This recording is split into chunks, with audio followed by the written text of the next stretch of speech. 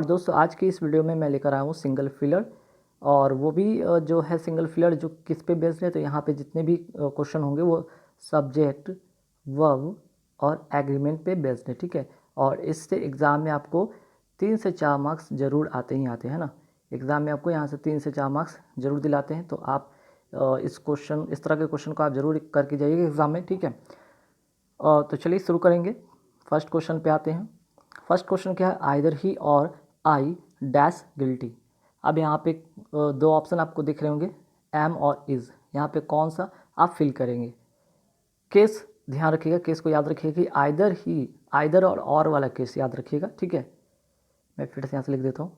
Either और का अगर केस बने तो ध्यान रखिएगा जो आपका वर्ब होगा वो किसके अकॉर्डिंग होगा, जो आपके सबसे नज़दीक जो होगा नाउन।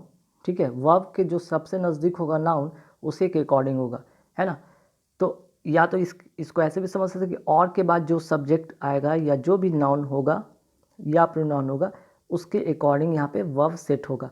तो यहाँ पे देख रहे हैं आई, तो यहाँ पे आइदर ही के अकॉर्डिंग नहीं, ठीक है, ही के अकॉर्डिंग नहीं बल्कि आई के अकॉर्डिंग होगा। आइदर ही और आई के अकॉर्डिंग आपको यहाँ पे फिल करना होता है। आई के साथ क्या होता है, एम, तो यहाँ पे एम करेंगे। ठीक है, आइदर और वाले केस में आप और के बाद जो भी आपका सब्जेक्ट होगा या नाउन होगा या प्रोनाउन होगा उसके अकॉर्डिंग ही आप वर्ब का यूज़ करेंगे। अगर आपका सब्जेक्ट नाउन यदि सिंगुलर हो तो सिंगुलर सब्जेक्ट के साथ सिंगुलर वर्ब का यूज़ करेंगे। यदि प्लूरल हो, यदि यहाँ पे प्लूरल होता तो आप प्लूरल वर्ब का यूज़ करते हैं। ठीक है, चलिए नेक्स्ट जो क्वेश्चन है, a horse and carriage dash waiting at the gate.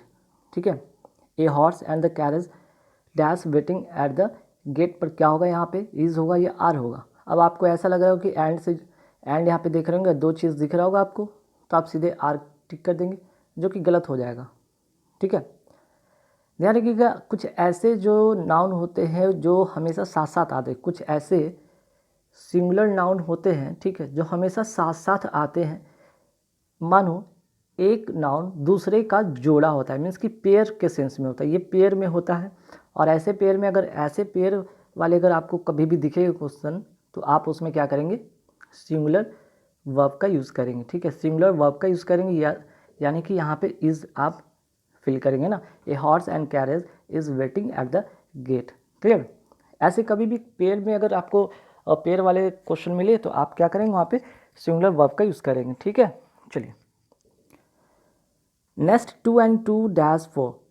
2 and 2 देखिए यहाँ पे भी एक डिजिट है, यहाँ पे भी डिजिट है ना, यहाँ पे भी क्या है, एक अंक है और यहाँ पे भी एक अंक है। अब समझिएगा यहाँ पे जब दो अंक ऐड से जुड़ा हुआ है ना, जब दो डिजिट किससे जुड़ा होता है, एंड से जुड़ा होता है। ठीक है ना, जब दो डिजिट एंड से जुड़े हों तो वर्ब क्या होता है, तो वर्ब जो हमेशा होता है वो सिंगुलर होता है। ठीक है, ध्यान रखिएगा। तो इसके अकॉर्डिंग क्या होगा, 2 एंड 2 इज होगा यहाँ पे करेक्ट आंसर, आप यहाँ पे फिल करेंगे, है ना।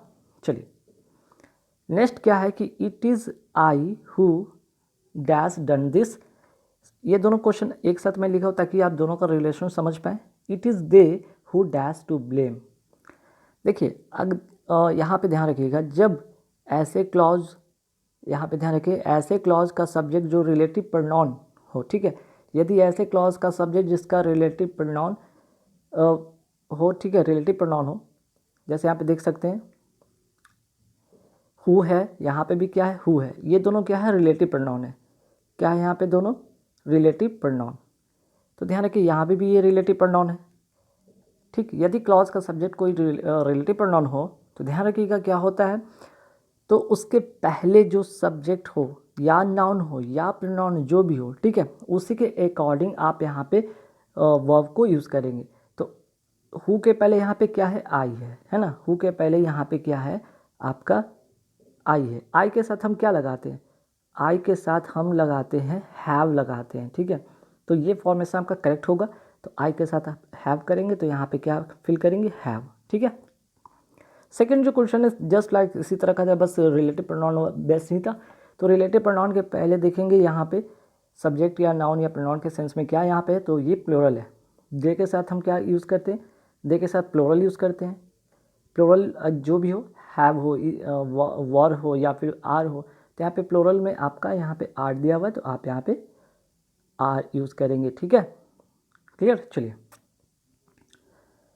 नेक्स्ट क्वेश्चन पे आते हैं। यू, देखिए यहाँ पे कॉमा लगा हुआ है, यहाँ भी कॉमा लगा हुआ है ना, दोनों जगह यहाँ पे क्या है आपका कॉमा लगा हुआ है, यू के पास भी आ और राम के पास भी।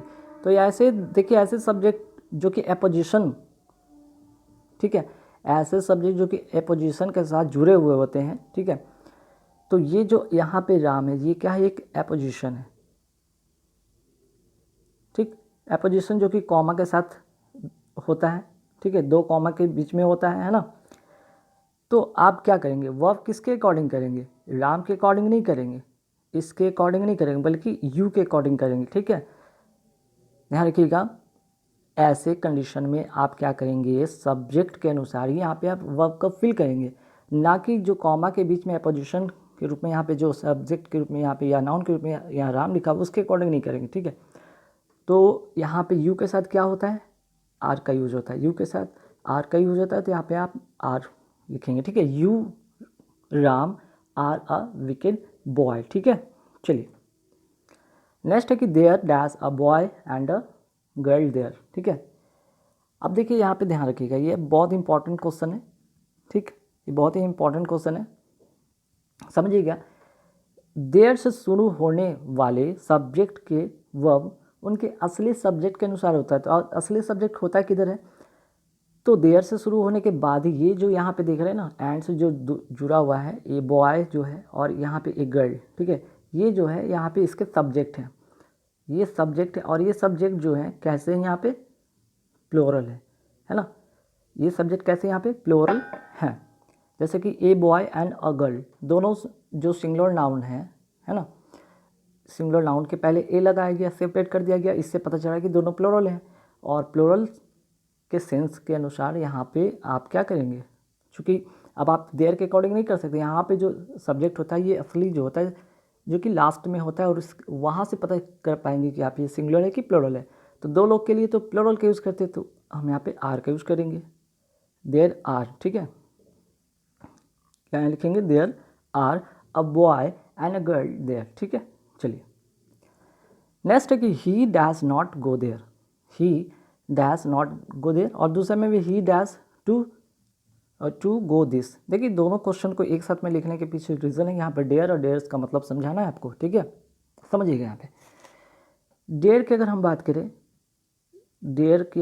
करें, डेयर बोले या फिर हम नीड बोले, इसको दो तरह से यूज़ किया जाता है ना। पहला जो होता है आपका प्रिंसिपल वर्ब की तरह, ठीक है, प्रिंसिपल वर्ब की तरह, दूसरा होता है आपका मॉडल ऑक्सिलरी वर्ब की तरह, मॉडल ऑक्सिलरी वर्ब की तरह, है ना, मॉडल ऑक्सिलरी वर्ब की तरह। तो ध्यान रखिएगा, प्रिंसिपल वर्ब करने का सेंस में क्या होता है, जैसे कि गो हो गया, इट हो गया, इस तरह से। और मॉडल वर्ब में क्या होता है, जैसे कि आपका कैन होता है, कुड होता है ना, कैन, कुड, मे, माइट, इस तरह से होता है ना। तो ऐसे सेंस में तो ध्यान रखिएगा, जब आप प्रिंसिपल वर्ब की तरह यूज़ करते हैं तो आप उसमें क्या करते हैं, नीड हो या फिर डेयर हो, नीड हो या फिर डेयर हो, आप उसमें क्या लगाते हैं, एस लगाते हैं। ठीक है, जब आप प्रिंसिपल वर्ब की तरह यूज़ करते हैं तो आप क्या करते हैं, वहाँ पे वर्ब में एस या एस लगाते हैं, डेयर या नीड्स में। तो देखिए यहाँ पे क्या, he dash not go there, he, तो यहाँ पे जो आप देख रहे हैं ये वाले सेंटेंस में, क्वेश्चन नंबर 8 में, ये आपका मॉडल ऑक्सिलरी वर्ब की तरह यूज़ किया गया है। तो मैंने अभी क्या बताया, मॉडल ऑक्सिलरी वर्ब की तरह अगर यूज़ होगा तो उसमें क्या होगा, एस या येस नहीं लगाएंगे। ठीक है, इसमें एस या येस वाला नहीं होगा, मतलब क्या होगा, यहाँ पे डेयर होगा, यहाँ पे क्या होगा, he dare not go there. लेकिन सेकंड सेंटेंस में देखेंगे कि यहाँ पे जो ये वाले सेंटेंस में क्या किया है, आपका प्रिंसिपल वर्ब की तरह यूज़ किया है, प्रिंसिपल वर्ब की तरह यूज़ किया है। तो प्रिंसिपल वर्ब के साथ मैंने क्या बताया कि आप एस एस लगाएंगे, इसके साथ एस एस लगाएंगे तो इसमें क्या होगा, डेयर्स हो जाएगा, है ना। यहाँ पे क्या करेंगे, डेयर्स करेंगे। ठीक, तो गाइज दोनों क्वेश्चन में आपको डिफरेंस पता चल गया होगा, इसलिए एक साथ मैंने लिखा था इसको। चलिए आगे बढ़ते हैं। नेक्स्ट है कि I wish I dash a rich man. ठीक, अब यहाँ पे क्या आप फिल करेंगे, आई वॉज या आई वॉ, ठीक है। तो ध्यान रखिएगा आई विश, ठीक है, आई विश हो गया, ठीक, आई विश कहें या फिर हम एज इफ़ कहें या फिर हम एज दाउ कहें या सिर्फ इफ़ कहें, ऐसे सेंटेंस के बाद कोई भी अगर आप कल्पना करते जिसका जो पूर्ति पॉसिबल नहीं, जिसको आप कंप्लीट नहीं कर सकते, ऐसी कल्पना जिसको करना संभव नहीं हो, एज इफ़ के बाद या एज दाउ के साथ या इफ़ के साथ या आई विश के साथ, ऐसी कंडीशन में जो आप कोई कल्पना करते हो जिसका जो होना पॉसिबल नहीं है, तो ऐसे जो होता है ऐसे सिंगुलर सब्जेक्ट के साथ, ध्यान रखिएगा, ऐसे सिंगुलर सब्जेक्ट के साथ आप क्या करेंगे, प्लूरल वर्ब का यूज़ करेंगे। तो यहाँ पे वर्ब हो जाएगा, ठीक है। ऐसे सिंगुलर सब्जेक्ट के साथ आप क्या करेंगे, जहाँ पे कोई कल्पना की बात हो, वर्ब का यूज़ करेंगे, ठीक है।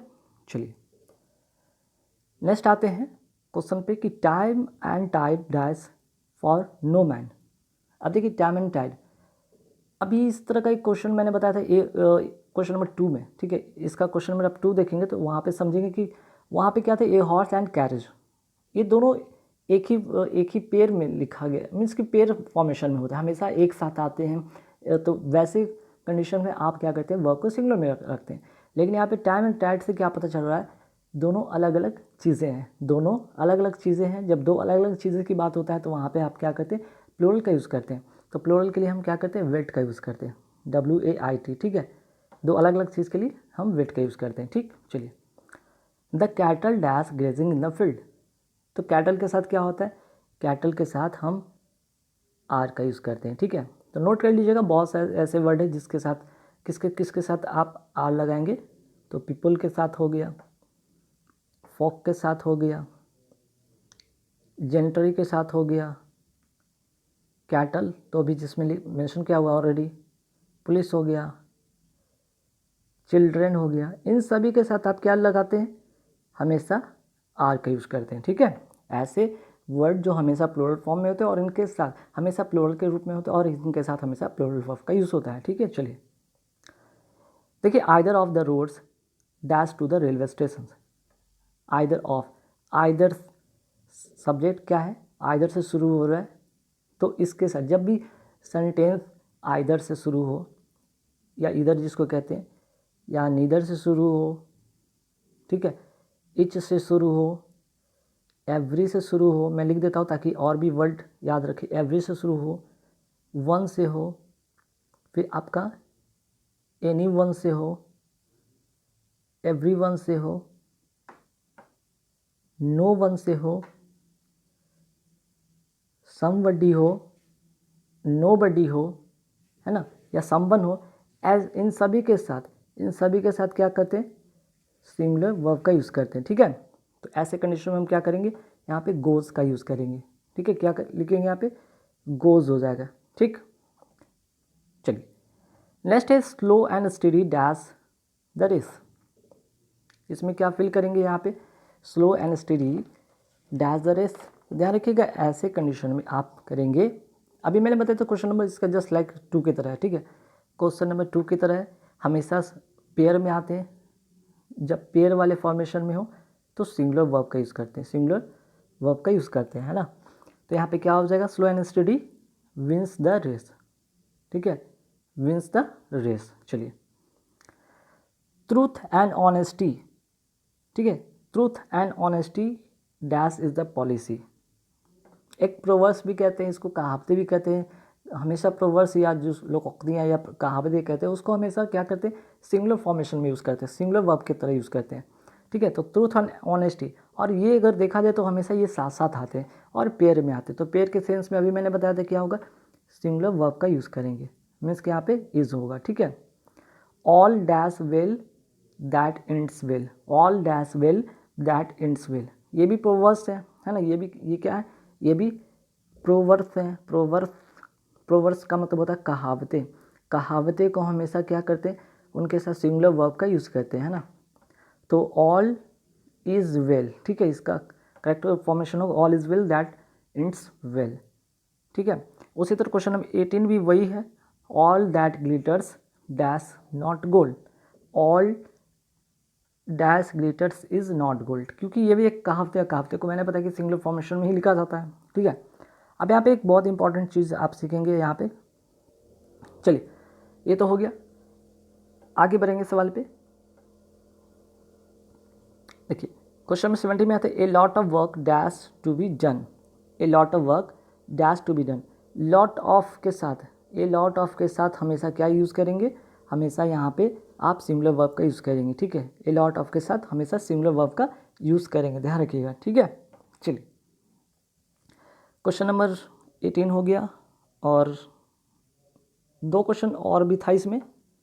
अच्छा चलिए 2 क्वेश्चन था, तो जिसमें से एक क्वेश्चन नंबर 19 में यहाँ पे फिर से मैं बता देता हूँ, ठीक है। क्वेश्चन नंबर 19 छूट गया है, टाइप जिनसे करवाए थे वो भूल गए होंगे। 6 टाइम्स 5 डैश 30, ये बहुत इंपॉर्टेंट क्वेश्चन था, इसलिए मैं यहाँ पे मेंशन कर रहा हूँ। तो इसके साथ क्या होगा, इज़ होगा या आर होगा, इसके साथ इज़ होगा या आर होगा, तो ध्यान रखिए इसके साथ इज़ होगा, ठीक है। इसके साथ क्या होगा, इज़ होगा। 6 टाइम्स 5 इज़ 30, ध्यान रखिएगा। इस अगर इसको नोट कर लीजिए, बहुत ही इंपॉर्टेंट है। यदि वाक्य का सब्जेक्ट, यदि वाक्य का सब्जेक्ट कोई ऐसा नाउन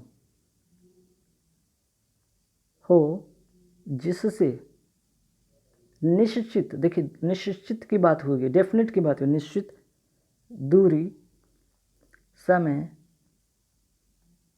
मात्रा, रकम या वजन बोध कराता हो, तो प्लूरल रहने पर भी वर्ब सिंगुलर होता है, ठीक है। ये ध्यान रखिएगा। तो मैंने यहाँ पे इसलिए लगाया था, एक बहुत इंपॉर्टेंट क्वेश्चन था, ध्यान रखिएगा, ठीक है। तो गाइस बस इस वीडियो में इतना ही रखेंगे, और नेक्स्ट वीडियो फिर मैं लेकर आऊँगा। Thank you very much.